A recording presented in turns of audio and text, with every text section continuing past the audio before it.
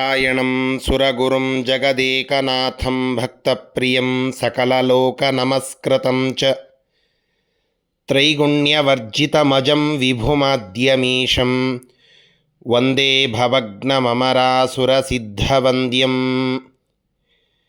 ವ್ಯಾಸಂ ವಸಿಷ್ಠನಪ್ತಾರಂ ಶಕ್ತೇಃ ಪೌತ್ರಂ ಅಕಲ್ಮಷಂ ಪರಾಶರಾತ್ಮಜಂ ವಂದೇ ಶುಕತಾತಂ ತಪೋನಿಧಿಂ. ವಿಷ್ಣು ಸಹಸ್ರನಾಮ ಸ್ತೋತ್ರದ 39ನೆಯ ಶ್ಲೋಕದ ಚಿಂತನೆಯನ್ನು ಇವತ್ತು ಮಾಡೋಣ. ಅತುಲಶರಭೋ ಭೀಮಃ ಸಮಯಜ್ಞೋ ಹವಿರ್ಹರಿಃ ಸರ್ವಲಕ್ಷಣಲಕ್ಷಣ್ಯೋ ಲಕ್ಷ್ಮೀವಾನ್ ಸಮಿತಿಂಜಯಃ. ಭಗವಂತನನ್ನು ಭೀಷ್ಮರು ಈ ಶ್ಲೋಕದಲ್ಲಿ ಅತುಲಃ ಅಂತ ಸ್ತೋತ್ರ ಮಾಡುತ್ತಾರೆ. ತುಲಾ ಅನ್ನೋದಕ್ಕೆ ಹೋಲಿಕೆ ಅಂತ ಅರ್ಥ. ಭಗವಂತನನ್ನು ಇನ್ನೊಬ್ಬರ ಜೊತೆಗೆ ಹೋಲಿಸಬೇಕು ಅಂತಂದರೆ ಅಲ್ಲಿ ಯಾವ ಉಪಮೆ ಸಿಗುವುದಿಲ್ಲ. ಯಾಕೆ? ಭಗವಂತನಿಗೆ ಸಮಾನವಾದ ಮತ್ತೊಂದು ವಸ್ತು ಇಲ್ಲ. ಸಮಾನವೇ ಇಲ್ಲ ಅಂದ ಮೇಲೆ ಭಗವಂತನಿಗಿಂತ ಉತ್ತಮವಾದ ವಸ್ತು ಅದು ಯಾವುದೂ ಇಲ್ಲ. ಹೀಗಾಗಿ ತಕ್ಕಡಿಯಲ್ಲಿ ತೂಗಲಿಕ್ಕೆ ಸಮವಾದ ವಸ್ತು ಇಲ್ಲದ, ಹೋಲಿಕೆ ಮಾಡಲಿಕ್ಕೆ ಅದಕ್ಕೆ ಸಾದೃಶ್ಯವಾದ ಮತ್ತೊಂದು ವಸ್ತು ಇಲ್ಲದ ಆ ವ್ಯಕ್ತಿ ಅತುಲ ಅಂತ ಅನ್ನಿಸಿಕೊಳ್ಳುತ್ತಾನೆ. ಇಡೀ ಜಗತ್ತಿನಲ್ಲಿ ಅತುಲ, ಸಾದೃಶ್ಯ, ಸಮಾನ ಇಲ್ಲದೇ ಇರುವಂತಹ ಉತ್ತಮನಂತೂ ಇಲ್ಲವೇ ಇಲ್ಲ ಅಂತಹ ಭಗವಂತ ಅತುಲ ಅಂತ ಅನ್ನಿಸಿಕೊಳ್ಳುತ್ತಾನೆ. ನೈವೇಶಿ ತುಸ್ತೇ ಸಮಂ ಪಶ್ಯಾಮ್ಯುತ್ತಮ ವಸ್ತು ದೂರತರತಃ ಪಾಸ್ತಂ ರಸೋಯೋಷ್ಠಮಃ.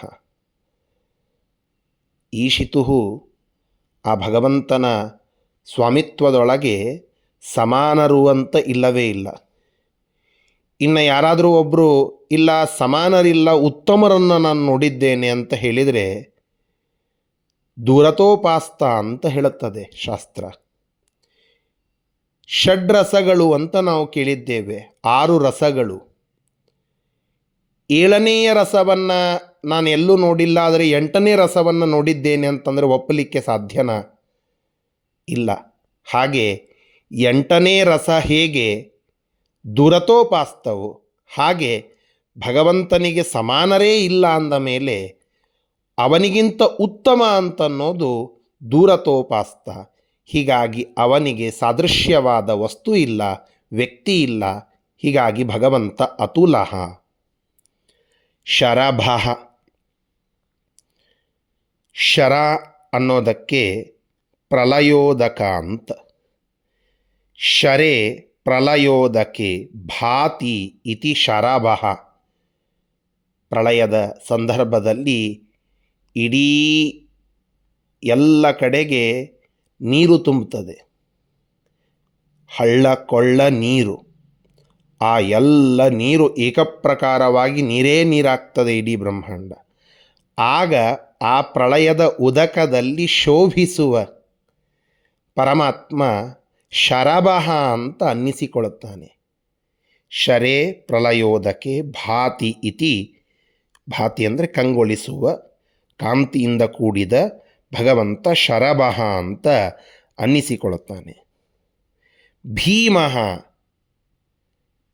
ಇದು ಪಾಂಡವರ ಪಕ್ಷವನ್ನು ನಾವು ನೋಡಿದಾಗ ಕುಂತಿಯ ಮೊದಲನೆಯ ಮಗ ಯಮಧರ್ಮನ ಅವತಾರ ರೂಪವಾಗಿ ಬಂದದ್ದು ಧರ್ಮರಾಯ ಯುಧಿಷ್ಠಿರ.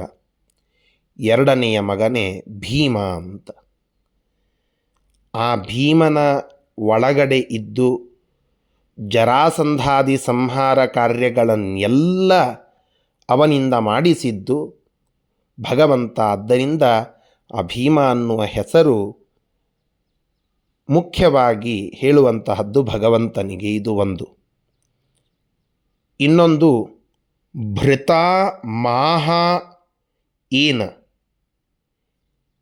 ಯಾವ ವೇದವ್ಯಾಸ ರೂಪದಿಂದ ಸಕಲ ಜ್ಞಾನದ ನಿಧಿ ಅದು ಭೃತ ತಲೆಯಲ್ಲಿ ಇರಿಸಿಕೊಂಡು ಆ ರೂಪವನ್ನು ತೆಗೆದುಕೊಂಡಿದ್ದಾರೋ ಅಥವಾ ಆ ಎಲ್ಲ ಪ್ರಮಾಣಗಳನ್ನು ನೀಡುವ ಉದ್ದೇಶದಿಂದಲೇ ಆ ಅವತಾರವನ್ನು ತೆಗೆದುಕೊಂಡಿದ್ದಾರೋ ಅಂತಹ ಭಗವಂತನ ಅವತಾರ ವ್ಯಾಸಾದಿ ರೂಪಗಳು ಭೀಮಃ ಅಂತ.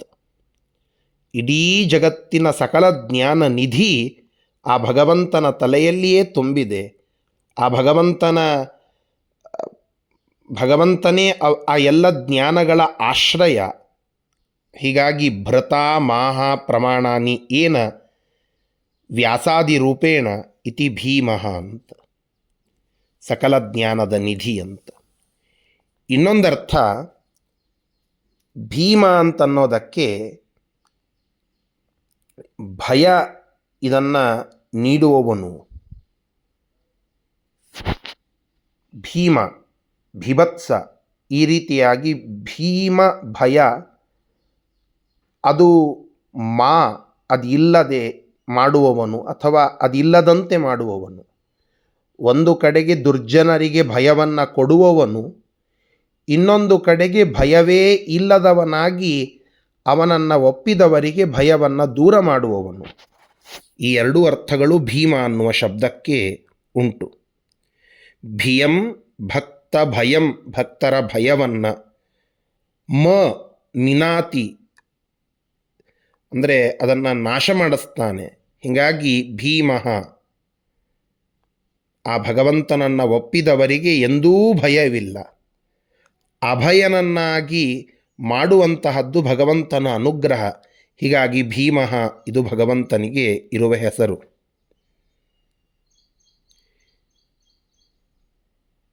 ಬಿಭೇತಿ ಯಸ್ಮಾತ್ ಜನಃ, ಯಾವ ಭಗವಂತನನ್ನು ಆ ವಿಶ್ವರೂಪವನ್ನು ನೋಡಿದರೆ ಎಲ್ಲರೂ ಹೆದರಬೇಕು, ಅಂತಹ ಅದ್ಭುತ ರೂಪ.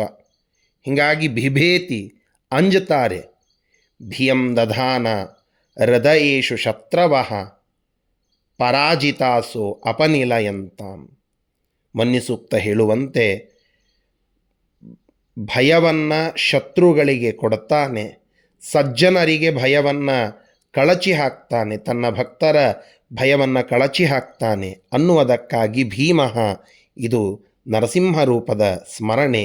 ಅಂತಹ ಭೀಮನ ಸ್ಮರಣೆಯನ್ನು ಇಲ್ಲಿ ಮಾಡುತ್ತಾ ಇದ್ದಾರೆ.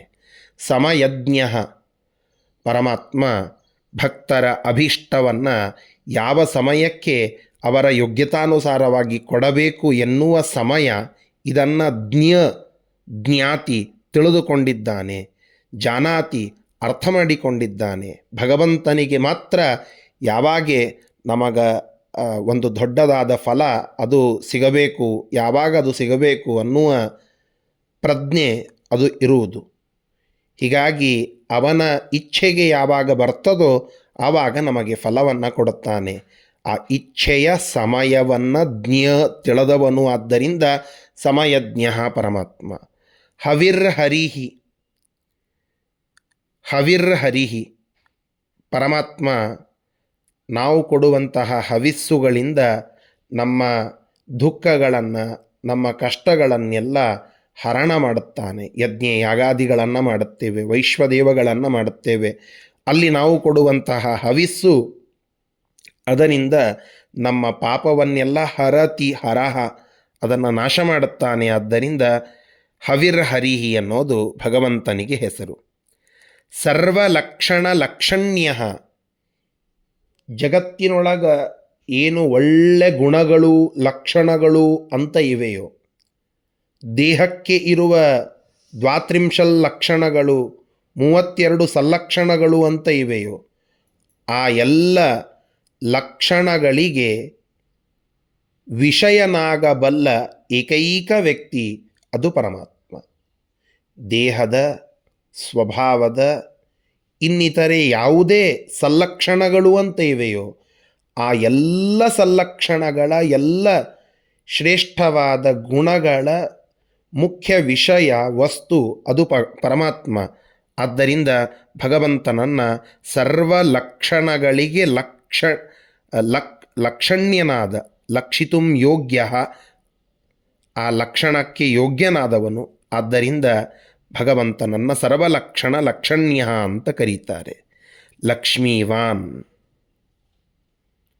ಲಕ್ಷ್ಮೀವಾನ್ ಪರಮಾತ್ಮ ರಮಾದೇವಿಯನ್ನು ಯಾವತ್ತಿಗೂ ತನ್ನ ವಕ್ಷಸ್ಥಲದಲ್ಲಿ ಇರಿಸಿಕೊಂಡು ಆ ಲಕ್ಷ್ಮೀದೇವಿಯ ಮುಖಾಂತರವಾಗಿ ಸೃಷ್ಟಿಯಾದಿ ಎಲ್ಲ ಕಾರ್ಯಗಳನ್ನು ಮಾಡಿಸ್ತಾನೆ. ಅವಳ ಜೊತೆಗೆ ಇದ್ದು ಯಾವತ್ತಿಗೂ ಭಕ್ತರ ಪಾಲಿಗೆ ಧನ ಕನಕ ಇತ್ಯಾದಿಗಳನ್ನು ಕೊಡುತ್ತಾನೆ. ಹೀಗಾಗಿ ಲಕ್ಷ್ಮೀವಾನ್ ಅನ್ನೋದು ಭಗವಂತನಿಗೆ ಇರುವಂತಹ ಒಂದು ಹೆಸರು. ಲಕ್ಷಯತಿ ಪಶ್ಯತಿ ಭಕ್ತಾನ್ ಇತಿ ಲಕ್ಷ್ಮೀ. ಲಕ್ಷ್ಮೀ ಅನ್ನೋದು ಭಕ್ತರನ್ನು ಯಾರು ಲಕ್ಷ್ಯ ಕೊಟ್ಟು ನೋಡುತ್ತಾರೆ ಅವರನ್ನು ಲಕ್ಷ್ಮೀ ಅಂತ ಕರೀತಾರೆ. ಈ ಗುಣ ಭಗವಂತನಿಗೆ ಇದೆ. ಒಮ್ಮೆ ಭಕ್ತರನ್ನು ಆತ ನೋಡಿದರೆ ಸಾಕು, ಎಲ್ಲ ಭಯ ದೂರವಾಗ್ತದೆ, ಎಲ್ಲ ಸಂಪತ್ತು ಸಿಗ್ತದೆ. ಇಂತಹ ಲಕ್ಷ್ಮೀತ್ವ, ಭಕ್ತರನ್ನು ವಾತ್ಸಲ್ಯದಿಂದ ನೋಡುವ ಗುಣ, ಅದನ್ನು ವಾನ್ ಹೊಂದಿದವನು. ಆದ್ದರಿಂದ ಲಕ್ಷ್ಮೀವಾನ್ ಅನ್ನೋದು ಭಗವಂತನಿಗೆ ಇರುವ ಒಂದು ಹೆಸರು. ಸಮಿತಿಂಜಯ, ಸಮಿತಿ ಅನ್ನೋದಕ್ಕೆ ಒಂದರ್ಥ ಯುದ್ಧ ಅಂತ. ಆ ಸಮಿತಿಂ ಯುದ್ಧವನ್ನು ಜಯತಿ ಗೆಲ್ಲುತ್ತಾನೆ. ಎಲ್ಲ ತರಹದ ಯುದ್ಧವನ್ನು ಭಗವಂತ ಗೆಲ್ತಾನೆ. ಭಗವಂತನ ಸ್ಮರಣ ಮಾಡಿದವರು ಗೆಲ್ತಾರೆ ಅನ್ನುವ ದೃಷ್ಟಿಯಿಂದ ಸಮಿತಿಂಜಯ ಇದು ಭಗವಂತನಿಗೆ ಇರುವ ಒಂದು ಹೆಸರು. ಇಂತಹ ಪರಮಾತ್ಮ ನಮ್ಮನ್ನು ರಕ್ಷಿಸಲಿ ಅಂತ ಈ ಶ್ಲೋಕ ನಮಗೆ ತಿಳಿಸಿಕೊಡುತ್ತಾ ಇದೆ. ಶ್ರೀಕೃಷ್ಣಾರ್ಪಣಮಸ್ತು. ಹರಯೇ ನಮಃ.